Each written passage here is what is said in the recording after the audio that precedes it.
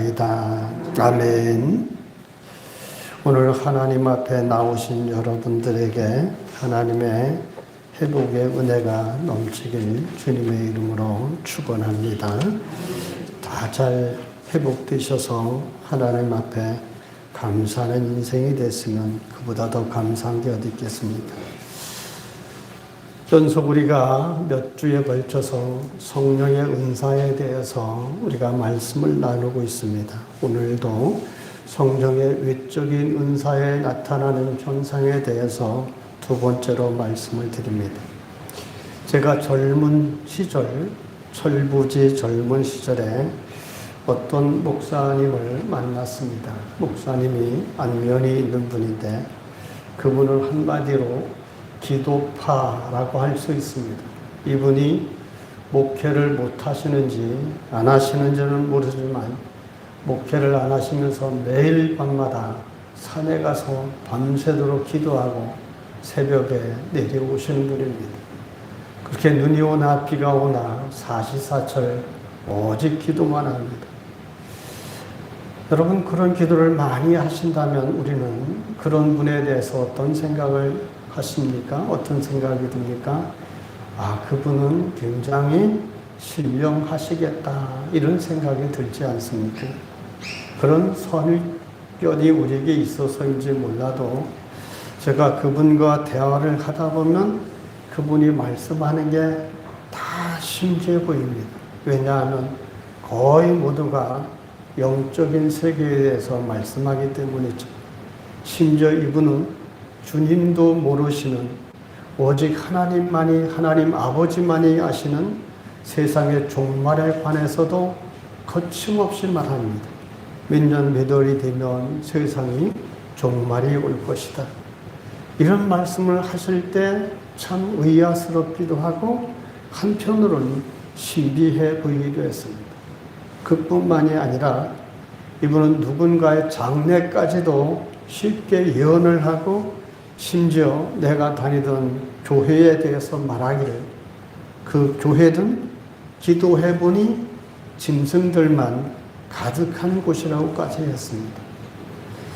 당시 철모르던 이런 시절이었기 때문에 두렵기도 했지만 점차 세월이 가고 하나님의 말씀을 깨닫고 저도 목사가 되고 나니까 참 그분이 엉터리였구나, 이런 사실을 알게 됩니다. 그분이 말하는 것이 세월이 지나가면서 하나도 이루어진 게 없습니다. 전혀 성경적이지 않습니다. 그냥 기도만 하다가 이분은 그냥 영적인 점쟁이가 되고만 거죠. 그분이 주장하던 어떤 교회는 개구리 영이 가득하고 어떤 교회는 짐승이 가득하고 또 누군가에게는 뱀의 영이 붙어있고 또 누군가에게는 귀신이 둥실을 틀었다. 이런 얘기들이 오늘 성경에 나오는 외적인 은사의 네 번째 영들 분별에 관한 얘기입니다. 여러분이 영들 분별에 관해서 잘못 알면 이분처럼 되는 겁니다. 그래서 이 시간은 영들 분별이 무엇인가에 대해서 분명히 알아야 됩니다. 우리가 기도를 많이 했다는 사람, 그만큼 영적인 세계에 대해서 아는 소리 많은 사람들한테 이런 얘기를 들으면 우리는 대부분이 어떤 생각을 합니까? 두려움이 듭니다. 전혀 영적인 세계에 대해서 까막눈인데 이런 신비하고 무서운 얘기를 하면 겁이 덜컥 나는 겁니다. 그러나 여러분, 이 시간 분명히 말씀드리는 것은 여러분 곁에 누가 어떤 분이 그런 얘기를 한다면 결코 속지 마십시오. 영들 분별의 은사를 받았다면 그 은사는요, 철저히 외적인 현상으로만 여기고 그걸 활용한 것이 아니라 그 은사를 외적인 이런 것을 은사로만 여기고 그렇게 생각하고 사용하기 때문에, 잘못 사용하기 때문에 그런 일들이 일어나는 겁니다. 물론 영적으로 보이는 것이 있고 영적으로 분별의 능력이 분명히 있어야 됩니다. 그러나 그 그 영들 분별의 능력, 다시 말하면 영적인 분별력이 무엇을 말하는지 정확하게 알면 엉터리 같은 말에 여러분 겁먹지 않아도 됩니다. 왜 사업하는 사람들이 또 정치하는 사람들이 이 선거철이 되면 무당을 찾아갑니까? 내가 되겠습니까? 안 되겠습니까? 영적인 세계에 대해서 점을 치는 겁니다. 여러분, 그것은 다 거짓된 잘못된 것을 알아야 됩니다. 그러면 성령님이 이 영적 분별의 은사를 언제 시작되게 하셨습니까? 지금부터 2000년 전입니다. 과거 구약시대에 거짓 영을 받아서 왕 앞에 거짓된 예언들을 하는 거짓 선지자들도 많았습니다. 당시에는 영적 분별력을, 그런 은사를 주지 않았습니다. 2000년 전에 오순절 성령의 강림을 통해서 영적 분별의 은사가 2000년 전에 주어진 겁니다. 그러면 왜 2000년 전에 없었던 성령의 은사를 통해서 영적 분별의 은사를 주셨을까요? 그 이유와 동기를 알아야 되는 겁니다. 요한일서 4장 2절에 이거에 대해 답을 말씀해 줍니다. 요한일서 4장 1절을 보면 사랑하는 자들아 영을 다 믿지 말고 오직 영들이 하나님께 속하였나 분별하라. 많은 거짓 선지자가 세상에 나왔음이니라. 여러분, 요한 사도가 이 요한 일서를 기록할 당시에 오늘날 말씀하는 27권의 성경이 정립되어 있지 않았을 때입니다. 성경이 어떤 시절이죠? 더구나 당시는 어떤 시대였습니까? 예수님이 승천하고 몇십 년이 지난 굴에서 예수님이 승천하고 3, 40년이 흐른 그 시점에 자칭 그리스도다, 내가 자칭 예수다, 자칭 선지자다, 이런 사람들이 곳곳에 많았습니다.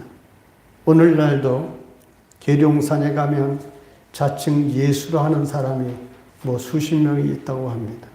오늘날도 거짓 이단들이 참 많이 판을 쳐서 성도들이 말씀을 분별하지 못하는 사람들이 그런데 빨려 들어간 경우가 많이 있거든요. 근데 그 당시는 얼마나 심했겠습니까? 말씀을 볼 성경도 없죠. 무엇에 기준 삼아서 분별할 것도 없죠. 그래 영적으로 굉장히 혼란스러웠습니다. 당시에 영지주의라는 것이 굉장히 유행을 했는데요.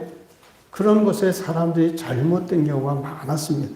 그래서 하나님이 요한 사도를 통해 영들 분별에 대해서 이런 말씀을 하신 겁니다. 어떤 근거가 없으니까 누구 말이 참인지 또 어떤 문서가 진짜인지 모르던 시대입니다. 그래서 성령님이 그때부터 분별의 은사, 영들 분별의 은사를 주신 겁니다. 그래서 오늘날에는 영들을 분별할 수 있는 정확한 근거가 뭐죠? 바로 성경인 겁니다. 오늘날에는 그러므로 성령님의 조명 속에서 말씀을 근거로 해서 영들을 분별할 수 있습니다. 그러면 오늘날 시대를 무슨 시대라고 합니까? 말씀의 홍수 시대라고 합니다. 텔레비전을 틀어도 유튜브를 틀어도 온통 많은 말씀들이 쏟아집니다. 이런 말씀의 홍수 속에서 우리들이 수많이 들려오는 그런 말씀들 속에서 우리가 어떻게 하면 참과 거짓을 여러분 구별해낼 수 있을까요? 몇 가지 말씀의 토대 위에서 우리가 살펴보면 경계해야 될 거짓 영이 무엇인지를 여러분 알 수 있습니다. 첫째로 어떤 분이 말씀을 전하는데 회개를 전혀 말하지 않는 분이 있다라고 하면 계속 1년 12달 동안 하나님의 말씀을 전하면서 회개에 대한 말을 전혀 하지 않는다면 이분의 말씀에는 문제가 있다고 봐야 됩니다.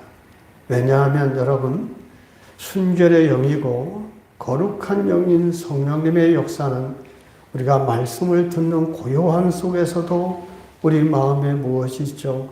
찔림이 있습니다. 뉘우침이 있습니다. 아, 내가 이거를 하나님께 잘못했구나. 부끄러움이 있구나. 성령님이 역사하시는 겁니다.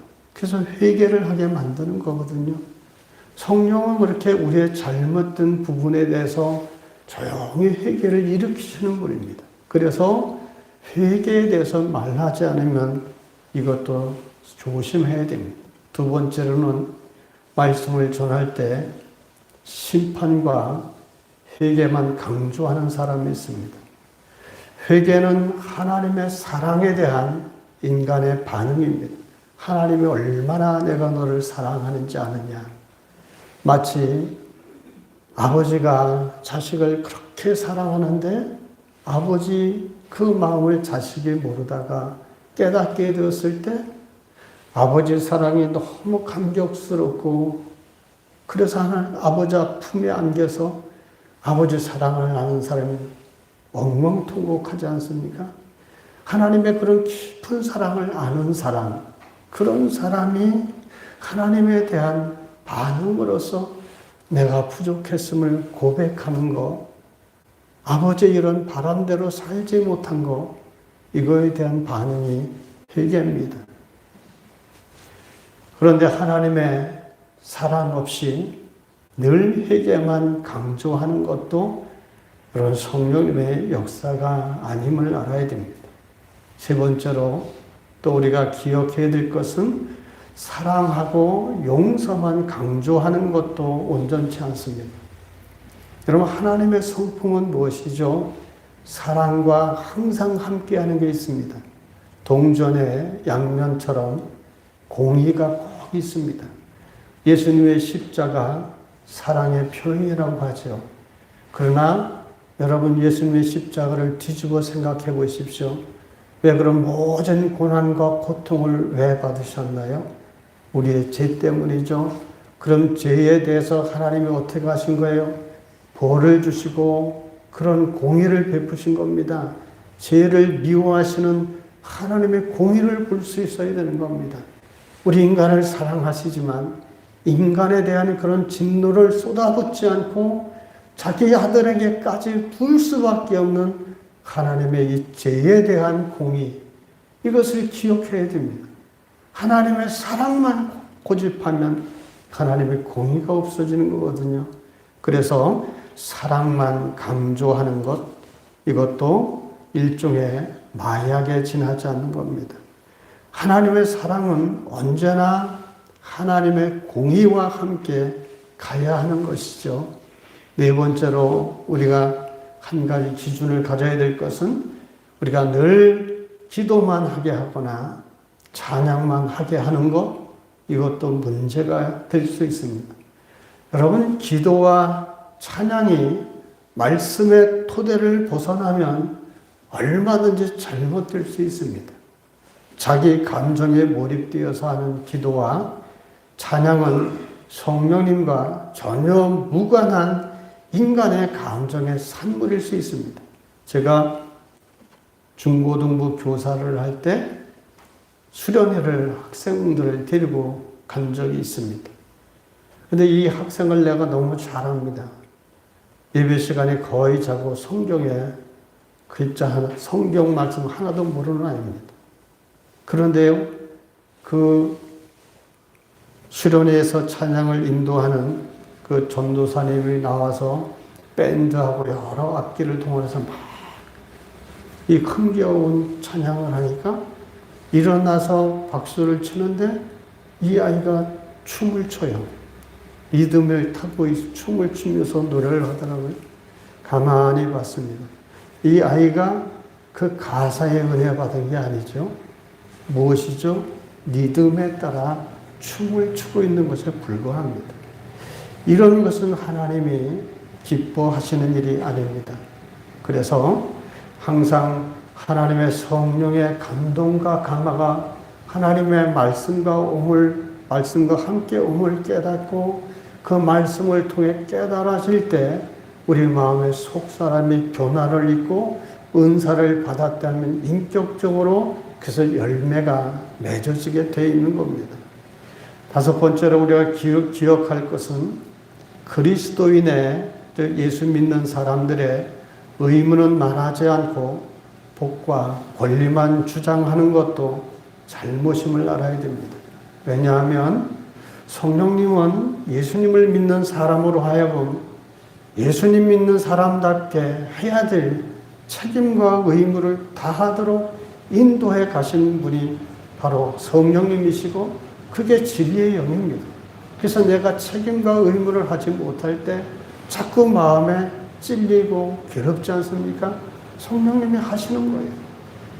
예수 믿는 사람은 그래서 믿는 책임과 의무를 다 하도록 성령이 인도하시는 것이죠.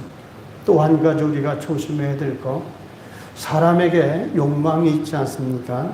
그런 욕망을 불러일으키게 하는 것도 성령님하고 무관하다는 사실을 알아야 됩니다. 성령님은 우리에게 꿈과 소망을 주십니다. 이 꿈과 소망, 비전, 이것은 내가 가진 욕망, 야망과 다름을 알아야 됩니다. 욕망과 야망은 인간적 바탕에서 내 욕심을 나타내는 것이고, 비전은 하나님이 주신 꿈과 소망입니다. 그걸 구별할 줄 알아야 되는데, 어떤 집회에 가면 우리 욕심을 막 부추겨서 할 수 없는데 할 수 있다라고 막 사람을 제뇌시키는 사람들이 있습니다. 그런데 말려들어서 패가 망신하는 사람들이 많이 있습니다. 자기 욕심을 쫓아가면 결국 그 끝은 어떻게 되겠습니까? 이렇게 6가지 제가 짚어드렸지만 이 6가지만 여러분이 잘 기억하고 있어도 어느 곳에 가서도 영적인 분별력을 잃지 않을 수 있습니다. 성경을 깊이 보는 분들은 그래서 말씀을 들을 때 영적인 분별력이 생기게 되어 있습니다. 말씀을 통한 영적 분별력이 없으면 이상한 소리하는 사람들한테 넘어가기 쉽죠. 그래서 점쟁이한테 빠져드는 것과 똑같은 겁니다. 여러분, 영적인 분별력이 없어서 생긴 대표적인 사건이 우리나라에 있었죠. 세계 조롱거리가 되었던, 심지어 방송에까지 대대로 생방송까지 했던 그런 일이 우리나라에 1992년도 10월 28일에 있지 않았습니까? 그게 무슨 사건이죠? 다 아실 겁니다. 10월 28일 날 그 사람들이 주장한 게 예수님이 오신다. 모든 사람이 그때 예수님 잘 믿는 사람들이 휴거될 것이다. 산채로 들림받을 것이다. 그걸 믿는 사람들이요. 아이들 학교도 안 보내고 사업이고 농토고 다 팔고 접었습니다. 다 정리하고요. 주님이 오신다는 그날 밤 방송에서 텔레비전으로 생방송하는 걸 저는 집에서 봤습니다. 사람들이 시옷을 입고 다 올라가고요. 높은 건물 옥상에서 그 밑에서 많은 사람들이 구경하는 사람들한테 뭘 뿌렸죠? 돈다발을 막 뿌렸습니다. 나는 이제 조금 있으면 주님이 오시기 때문에 돈이 필요 없다라는 겁니다. 그걸 방송사들이 다 생방송으로 방송을 했습니다. 그 사람들은 정말 예수님이 오신 줄로 알았죠. 그리고 그들이 예배당에 들어가면서 세상 사람들을 향해서 얼마나 불쌍한 표정을 짓는지 모릅니다.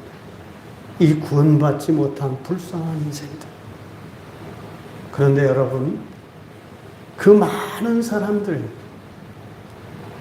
그 사람들 모두가 중요한 것은 뭐냐면 모두가 고백이 뭡니까? 하나같이 다 보고 들었다라는 겁니다. 분명히 10월 28일이라는 글자 모양이나 구름이나 환상이나 혹은 나팔 소리와 함께 10월 28일이라는 소리를 다 들었다라는 겁니다. 가만히 생각해 보면 정말 그 수많은 사람들, 수만에서 그 10만도 넘는 12만인가요? 그런 사람들이 그걸 보거나 듣지 않고 어떻게 자기 재산까지 팔고 그런 일을 벌이겠습니까? 그들이 무언가 보고 들은 것은 분명한 것은 뭐죠? 잘못 들었다는 겁니다. 가짜를 들었고 봤다는 겁니다. 위쪽으로만 이렇게 영을 분별하려고 하면 이처럼 체면에 빠질 수 있고 잘못된 길로 갈 수 있습니다. 영적인 세계는요, 우리가 바른 분별을 갖지 못하면 잘못되는 일들이 많습니다. 정말 이상한 현상을 볼 수도 있거든요. 그러나 이런 영적인 분별력에 대해서 성경은 뭐라고 말씀합니까?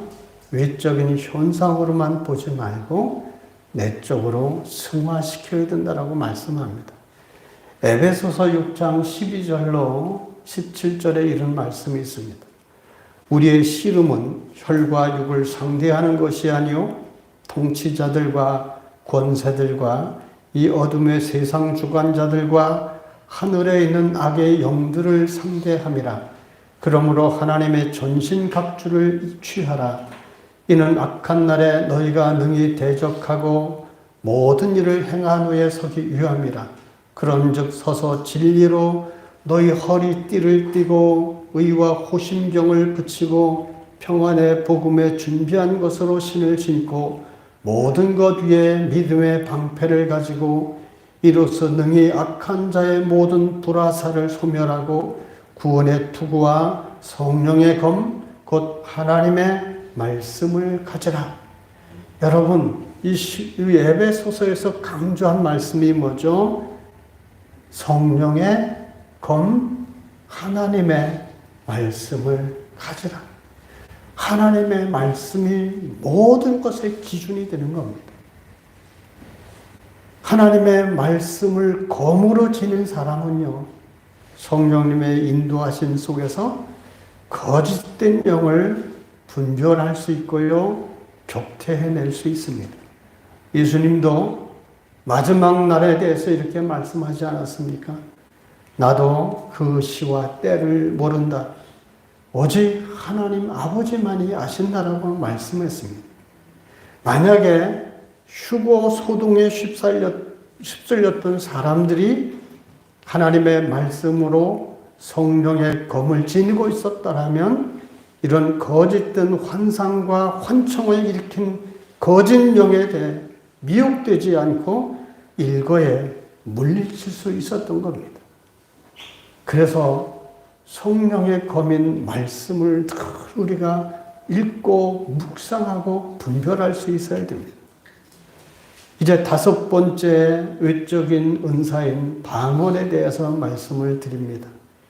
여러분, 우리가 특히 이 방언에 대해서 조심해야 됩니다. 방언은 교회만 있는 게 아닙니다. 절간에서도 무당도 귀신의 영도 방언을 함을 알아야 됩니다. 그래서 방언이라고 해서 다 똑같은 성령의 방언이 아닌 걸 잘 분별해낼 수 있어야 됩니다. 성경에서 방언을 말씀할 때 각종 방언이라고 말씀하셨죠. 그렇기 때문에 방언을 아주 중요하게 여기는 사람들 중에는 이런 말을 하는 사람이 있습니다. 방언을 하려면 최소한 3개국 이상의 방언을 해야 된다고 말하는 사람도 있습니다. 그래야 천국 갔을 때 의사소통이 잘 된다고 말하는 사람이 있습니다. 이게 얼마나 엉터리 같은 말입니까? 그리고 어떤 사람은 방언할 때 보면 말끝마다 일본 방언을 받았다라고 해서 무슨 데스를 붙이는 사람이 있어요. 이탈리아 방언을 받았다는 사람은 말끝마다 영어에 알바람을 붙여서 알바람을 계속 하는 사람이 있습니다. 이것은요, 이 방언의 은사를 외적인 은사로만 잘못 이해했기 때문에 그런 겁니다. 이 외적인 은사로만의 방언이 아니라 이것을 내적으로 승화시킨 방언이 무엇인가를 깊이 있게 깨닫는다면요, 이런 일들을 하지 않죠. 여러분, 천국에 가면 몇 개의 외국어를 해야 소통이 될까요? 혹시 아시는 분 있나요? 천국에 가면 몇 개국어를 해야 의사소통이 될까요? 모르세요? 네? 큰 소리로? 네, 필요 없지요. 하나님이 이 세상을 창조하시고 인간들에게 몇 개의 언어를 주셨나요? 처음에? 몇 개의 언어 주셨어요? 하나의 언어를 주셨습니다. 근데 언제 이 수많은 언어들이 생겼죠? 바벨 탑을 지을 때 하나님이 흩으셔서 언어를 혼동케 하셔서 수많은 사람들의 언어가 생겨났습니다. 이 언어가 언제 통일됐습니까? 오순절 성령의 다락방 성령이 내렸을 때 모든 사람들이 방언을 통해 소통하게 됐습니다.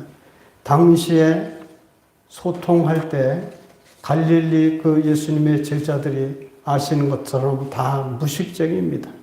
공부도 못하고 정말 배운 게 없고 사회적으로 굉장히 낮은 계층에 사는 사람들이 성령님이 임하니까 갑자기 외국어로 말을 하기 시작합니다.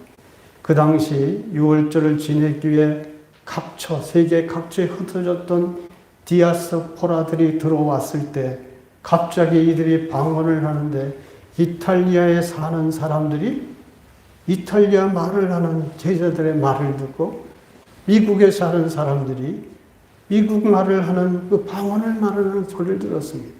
각국의 언어로 말을 하는 겁니다. 무슨 얘기입니까? 소통이 다 됐다는 겁니다. 방언이 나만 알아듣고 남도 알아듣지 못하는 이상한 소리가 아니라 오순절 마가의 다락방에 내렸던 성령의 은사는요, 사람과 사람의 언어가 소통되었다는 사실을 주목해야 됩니다. 특별히 하나님은 사도 바울을 통해 고린도전서 14장에 특별히 방언에 대해 말씀하되 사람들이 알아듣지 못하는 방언 대신에 사람이 확실히 알아듣는 예언을 하라고 했습니다. 예언에 대해서 제가 지지난주에 말씀했죠. 예언은 뭐죠? 받은 하나님의 말씀으로 나의 삶과 사건과 문제를 해석하는 능력이라고 했습니다. 완벽하게 주어진 하나님의 말씀으로 해석해낼 수 있는 것. 그래서 성경을 많이 봐야 되는 겁니다. 방언 대신에 이런 것을 많이 하라고 사도 바울을 위해 권면합니다. 그래서 14장, 고린도전서 14장 14절로 15절에 이렇게 권면을 합니다. 내가 만일 방언으로 기도하면 나의 영이 기도하거니와 나의 마음은 열매를 맺지 못하리라. 그러면 어떻게 할까? 내가 영으로 기도하고 또 마음으로 기도하며 내가 영으로 찬송하고 또 마음으로 찬송하리라. 이 부분을 여러분 읽으면서 무슨 뜻인지 몰랐을 겁니다. 잘 기억하시기 바랍니다. 방언 기도는 방언으로 기도하는 사람조차 그 의미를 알 수 없다면 방언 기도만으로는 마음의 열매를 맺을 수 없다고 분명히 말씀합니다. 그래서 사도 바울은 영적인 기도와 그 기도인 방언과 함께 더불어 무엇으로 기도하라고 합니까? 마음으로 기도하라고 했습니다. 그러면 여러분 여기서 마음으로 번역된 마음이란 뜻이 뭘까요? 마음으로 번역된 헬라어, 원어 성경에 보면 헬라어가 바로 누스라고 되어 있습니다. 누스. 누스란 요즘 말로 하면 이성을 가리킵니다. 우리 이성. 따라서 사도 바울이 말한 이 자기 마음으로 기도하라는 것은 자기 이성이 이해할 수 있는 기도를 드리라는 겁니다. 내가 무슨 말인지도 모르고 하는 기도가 아니라 내가 이성적으로 깨닫고 이성적으로 하는 기도를 하라는 겁니다. 스스로 이해할 수 없는 외적인 은사를, 그런 방언을 자신이 이해할 수 있는 내적인 은사로 이렇게 승화시키라는 것. 그렇다면 외적인 은사인 방언을 내적인 은사로 승화시킨다라는 것이 이 더 깊은 구체적인 의미가 무엇입니까? 그게 바로 사도행전 2장의 그 이유를 찾아볼 수 있습니다. 방언이 처음으로 임한 오순절날, 아까도 말씀드린 것처럼 사람들이 전혀 알지 못하는, 다른 사람들이 알아듣지 못하는 어떤 이상한 천사의 말이 아니라 모든 사람들이 알아들을 수 있는 말들을 했다라는 것에 주목해야 됩니다. 이스라엘 사람이든 러시아 사람이든 중국 사람이든 일본 사람이든 미국 사람이든 그곳에 갔더니 성령이 임해서 제자들이 기도하는데, 방언으로 기도하는데 일본 사람은 일본 말로 그들이 하는 말을 알아들을 수 있었고, 영국 사람은 그들이 하는 기도가, 방언으로 하는 기도가 영국말로 알아들을 수 있었던 겁니다. 그래서 사도행전 2장에 보면 그러잖아요. 신비한 일이로다. 저들이 어떻게 우리 모국어를 할 수 있느냐라고 고백 놀라지 않습니까? 이게 성령의 역사는, 방언은 소통하는 게 주안점입니다. 소통하는데 그 주안점이 있습니다. 그래서 여러분, 내가 성령의 방언의 은사를 받았다고 하면 더 깊은 내적인 은사를 승화시킨다는 것은 방언의 가장 중요한 최고점의 은사인 소통을 말하는 겁니다. 예를 들어 어느 부부가 한평생 살아가면서 남편의 마음을 이해하지 못하고 아내의 마음을 이해하지 못해서 점점 살아가면서 마음에 병이 들고 벽이 점점 쌓여 있다라고 생각해 봅시다. 상대방 마음을 전혀 모르고 벽이 쌓여 있어서 그냥 타인난처럼 소통하지 못하고 살아간다고 해보십시다. 게다가 이분들이 어느 날 교회를 나가면서 이 문제를 놓고 기도하는 중에 어느 날 갑자기 남편의 마음이 이해되고, 남편이 하는 말이 이해되고, 아내의 마음이 이해되고, 아내의 마음이 와 닿는다라고 하면, 여러분, 이분들은 어떤 은사를 받은 겁니까? 성령의 방언인 내적의 은사를 받은 겁니다. 이상한 말을 하는 것뿐만 해서만이 은사가 아니라 이렇게 막혀있던 소통이 풀어지는 겁니다. 적과 내가, 아내와 남편이, 자식과 부모가 막혀있는 이 부분들이 소통되고 원활하게 되는 게 성령의 내적인 은사인 겁니다. 자기 주장만 하고 대립하고 말이 통하지 않던 사람들이 서로 상대의 말에 귀를 기울이고 이해하는, 그것이 정말 진정한 방언의 은사임을 알아야 됩니다. 내적 은사로 승화된 이런 방언은 어떤 경우에도 여러분, 사람들에게 해를 끼치지 않습니다. 그때의 방언은 사람과 사람 사이에 담을 허물고 그 사람들을 한데 엮어주는 그런 능력이 되기도 하지 않습니까? 고린도전서 오늘 10장이 밝히고 있는 이런 성령의 방언의 은사, 여러분, 이 은사를 여러분들이 내적인 은사로 승화시켜서 모든 사람과 소통하고, 성도들과 소통하고, 가족과 소통하고, 이웃과 소통하고 사는 사람이라면 정말 귀중한 성령의 은사를 제대로 받은 사람들이다. 이 사실을 우리는 기억해야 됩니다.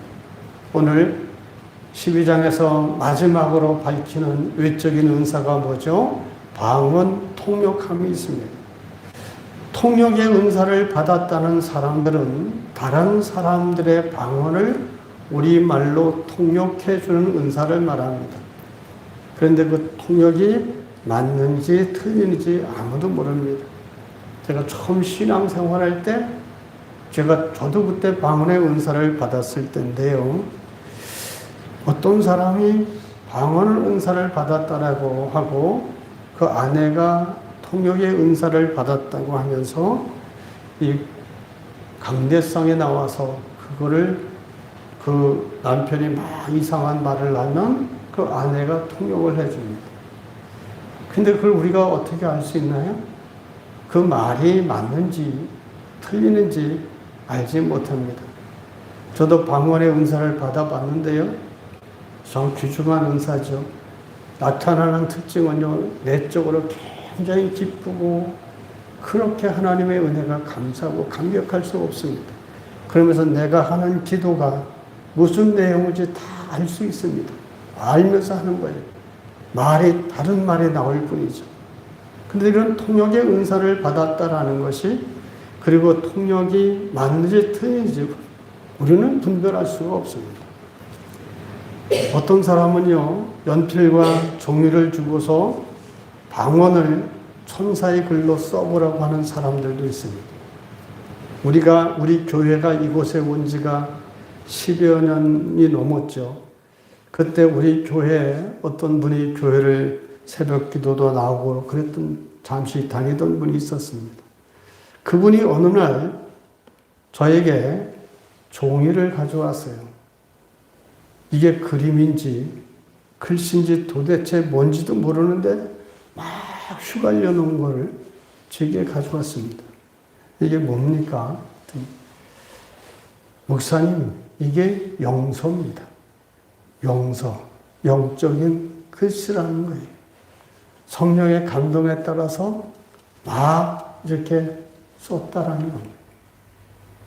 근데 제가 볼 때는 이게 도대체 그림인지 글씨인지 막 이게 무슨 뱀 꿈틀거리는 거지 도무지 알 수가 없어요.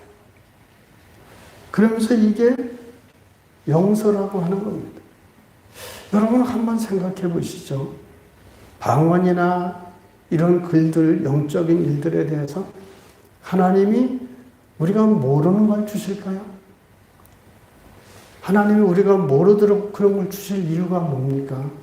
영적인 것을 주신다면 그것을 통해 우리에게 가르쳐 주시기 위해 주시는 거 아닙니까? 알지 못하는 걸 주실 이유가 어디 있습니까? 만약 하나님이 이 하나님의 말씀을 사람의 알아듣지 못하는 말로 주셨다면 인간이 어떻게 하나님의 뜻을 알아요? 하나님이 뭘 원하시는지, 하나님이 뭘 기뻐하시는지 우리가 어떻게 알겠습니까? 하나님이 우리에게 은혜 베푸시고 자기의 뜻을 밝히신다라고 하는 것은요, 알아듣게 하시는 거예요. 알아들어야 하나님의 뜻을 알지 않습니까? 근데 그걸 가져와서 영서라고 합니다. 이게 잘못된 것이죠. 어떤 사람은 또 영해라고 해서 막 휘갈겨 놓은 사람도 있는데, 그런 것들에 대해서 여러분 혹시 그런 분들을 만난 분이 있다면 그런 것에 대해서 여러분 유혹되면 안 되는 겁니다. 또 무슨 소리인지 모르고 어떤 글을 막 휘갈려 쓰거나 어떤 곳에 가면 막 개성을 지르는 사람들이 그 교회에 있습니다.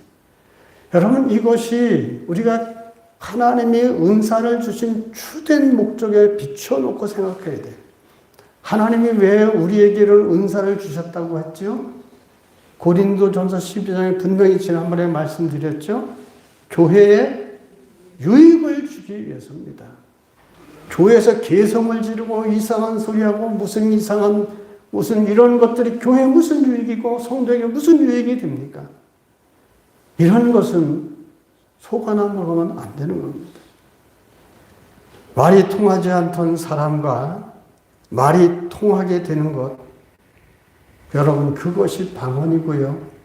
그것이 방언의 내적인 은사라고 했습니다. 그러면 이 관점에서 방언의 통역의 내적인 은사란 무엇이냐?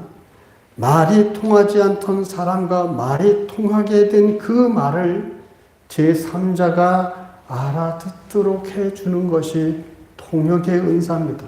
예를 들면 가난하고 소외되어서 아무도 관심을 갖는 사람이 없고 그의 아픔과 외로움과 서러움과 고달픔을 모르지만 어느 날 우연히 그분의 아픔을 이해하고 그분의 외로움과 서글픔이 내 마음에 느껴져서 그분과 통하게 되고 그런 분들의 고통과 아픔을 모르는 이들에게 그대로 전달하게 해줘서 많은 사람들로 하여금 그분의 아픔에 동참하게 해준다면 이게 바로 여러분 내적으로 승화된 통역의 은사인 겁니다.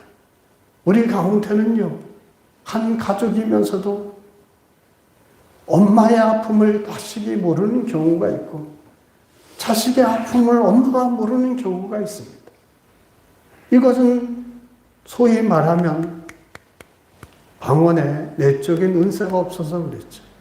그럼 하나님 앞에 기도함을 통해 이해하는 마음이 있으면 이게 서로 소통되지 않습니까? 이런 소통으로 멈추는 게 아니라 이런 사실을 내 아이들 또 이웃 형제 자매들에게 엄마의 그 아픔을 이해하도록 하고 내 아이의 아픔을 이해하도록 해주는 것. 그래서 모든 사람이 하나가 되고 소통하고 이해해 줄 수 있다면 이게 바로 성령의 내적인 은사로 승화된 통역의 은사인 겁니다.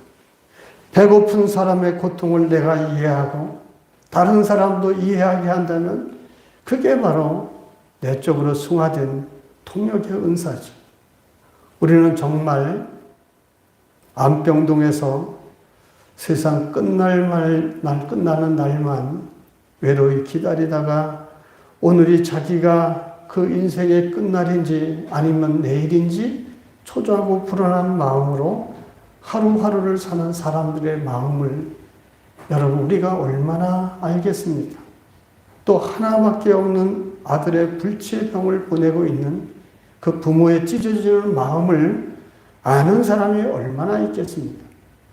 우리는 배가 터질 듯이 먹고 배가 불러서 소화제를 먹는 사람들이기 때문에 한 끼 식사가 없어서 쓰레기통을 뒤지는 이런 이들의 마음을 우리가 얼마나 알겠습니까?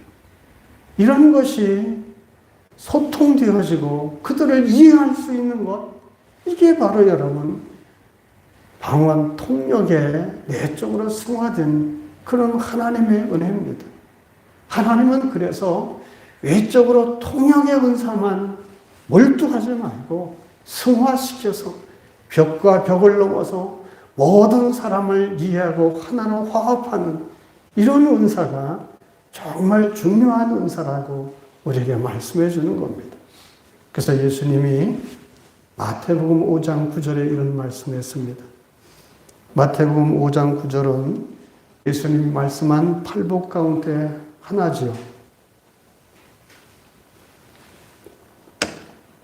화평하게 하는 자는 복이 있나니 그들이 하나님의 아들이라 일컬음을 받을 것이며, 바로 이 화평하게 하는 것, 이게 통역의 은사가 내적으로 승화된 사람들의 모습입니다.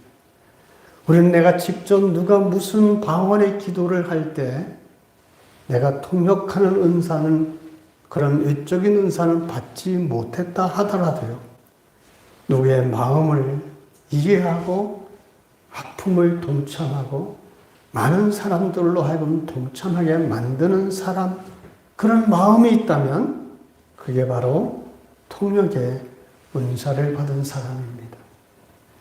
성도 여러분, 오늘까지 이렇게 성령의 내적인 은사와 외적인 은사에 대해서 말씀을 드렸습니다. 결론을 짓겠습니다. 모든 은사는 여러분, 그래서 내적인 은사로 승화되어야 됩니다.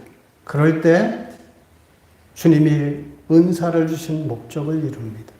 즉, 모든 은사가 내적인 은사로 승화되어 갈 때 모든 성도에게 유익이 되는 겁니다. 내가 성령님으로부터 어떤 외적인 은사를 받았다면 그 은사가 내적으로 승화되었는지 확인해 보는 간단한 방법이 있습니다. 내가 받은 외적인 은사로 인해서 나와 더불어 사는 사람들, 내가 속해 있는 공동체 모두에게 유익을 미치고 있다면 내가 받은 은사가 참으로 내적으로 승화된 은사인 겁니다. 그런데 성령의 은사를 받았다라고 하는 사람이 신앙, 인격적으로 전혀 변화가 없다면 그건 잘못된 은사입니다. 내가 성령의 은사로 이런 외적인 은사를 받았다면 그것이 승화되어서 모든 사람들에게 유익을 끼칠 수 있어야 됩니다. 두 번째로, 모든 은사는 예수님의 사랑을 실현하기 위해 주신 은사임을 알아야 됩니다. 예수님 믿는 사람의 삶은 하나님의 사랑과 사람 사랑으로 드러납니다. 여러분, 예수님 믿는 사람이 하나님을 사랑하고 사람을 사랑해야 되는 건 너무나 당연하죠. 그것이 가능하도록 성령께서 우리에게 주시는 선물이 바로 성령의 은사인 겁니다. 이 12장인, 은사장인 12장 마지막 절을 우리가 기억해야 됩니다. 여러분 성경을 찾아 놓으셨으면 12장 마지막 절을 한번 보십시다. 12장 31절 다 같이 합니다. 시작. 너희는 더욱 큰 은사를 사모하라. 내가 또한 가장 좋은 일을 너희에게 보이리라. 아멘. 여기서 여러분 오해하지 말아야 될 것은 더욱 큰 은사를 사모하라고 해서 지금 9가지 얘기한 은사 중에서 어떤 것이 크고 어떤 것이 열등하고 우월하고 그걸 말한 게 아닙니다. 그런 게 아니라 이 모든 은사보다 더욱 큰 은사를 사모하라는 겁니다. 이 모든 은사보다 모두에게 큰 유익으로 나타나야 될 은사를 사모하라. 그 은사가 무엇이냐? 이어서 13장으로 넘어가는 사랑장을 말하지 않습니까? 그래서 가장 큰 은사란 이 사랑의 은사가 제일 크다라고 하는 겁니다. 성령님께서 우리에게 이 주님의 삶을 구현해낼 수 있도록 우리에게 주시는 모든 은사의 궁극적인 목적은 바로 사랑으로 귀결되는 겁니다. 이 사랑의 은사에 대해서 다음 주에 또 나누겠습니다. 아무쪼록 우리 각자에게 하나님 주신 이런 모든 외적인 은사나 내적인 은사는 모든 사람에게 유익할 수 있도록 승화시키셔서 하나님을 기쁘시게 하는 우리 모두가 되시길 주님 이름으로 축원합니다.